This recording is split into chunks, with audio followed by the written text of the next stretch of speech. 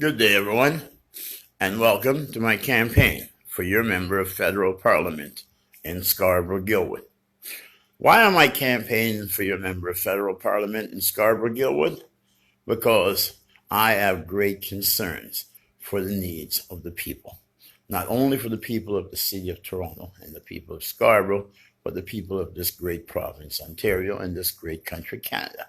And I believe that we are going down the wrong path when it comes to our approach to certain social services. For one, arm reduction and safe injection sites. Now, we must come to the fact, and the facts of reality is that drugs are illegal except for certain drugs. And these arm reduction sites are giving individuals what they say is a safe environment to do these drugs that are illegal under the law. But yet there's no focus on getting these individuals back into a stable, consistent life. So people must be given an opportunity to get off drugs rather than just say, here, we want to save your life. We're going to give you a clean needle. We're going to give you a new condom. We're going to give you a bunch of crack pipes. We're going to give you whatever you want, as much as it takes to save your life. But I will tell you personally, each month I go to downtown Toronto and I put on a homeless hunger feed out for those who are homeless and hungry on the streets. And I am very, very concerned for the large amount of needles I see all across the street. And it's very extremely dangerous when wintertime comes and when children go out to play. Like, it only takes a second for a parent to put their eyes off their child. And it only takes a second for a child to grab a handful of snow and for a needle to shove them in their hands. Now you're saying, yes, we are saving these drug addicts' lives.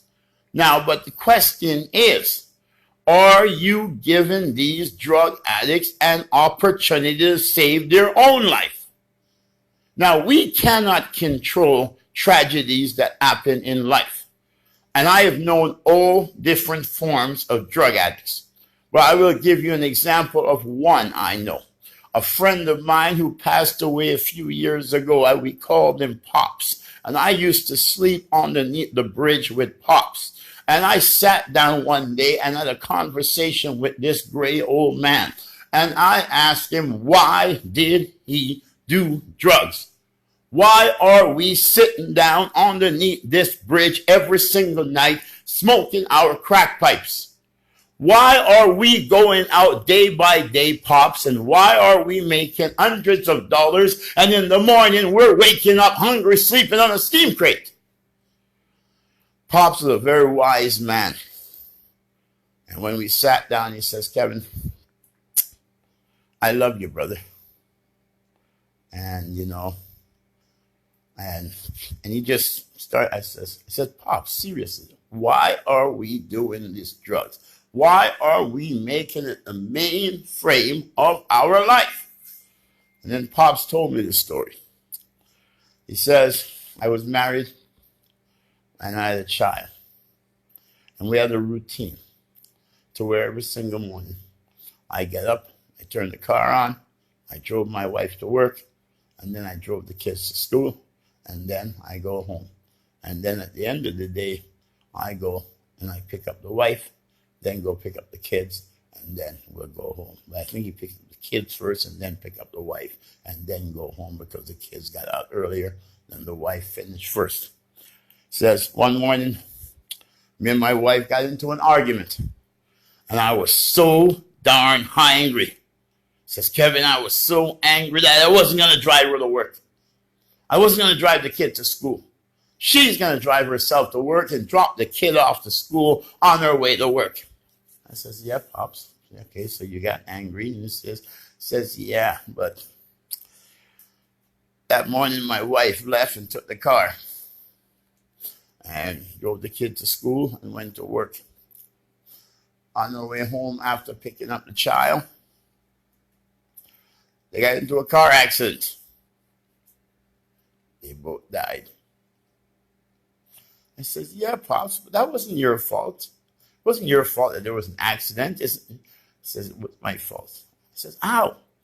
He says, because if I had driven my wife to school to work and the kid to school in the morning, she wouldn't have been driving home. I would have been driving. And if I was there, maybe I would have been able to save their lives. But I wasn't there. That's why I respect this thing. A man named Sam Collis, a very, very wise man, taught me. Always love and never lead with hate and anger. And Pop says, yes, it was my fault. Because I didn't do my duty as a father and a husband. I left my anger caused my wife to have to drive the kid to school. Then she had to drive to work. Then she had to drive back to pick up the kid to school and drive home. And maybe she was tired. Maybe she fell asleep at the wheel. I don't know what it is. But if I had driven my wife to work and driven the kid to school, then this wouldn't happen. He tried for years after it happened to live a very consistent life. But then he couldn't go to work. He couldn't do anything around the house. Eventually things piled up on him and he lost his home because it took two of them to take the home. And he had something to look forward to in his home, his child. But now he had nothing to look forward to. His child was gone. His kid was gone.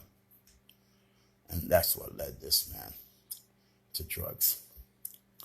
The difference between Pops and a lot out there on the streets is that Pops was not a drug abuser or an alcohol abuser.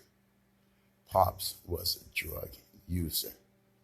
We must separate the difference between the drug user and the drug abuser or the alcohol abuser.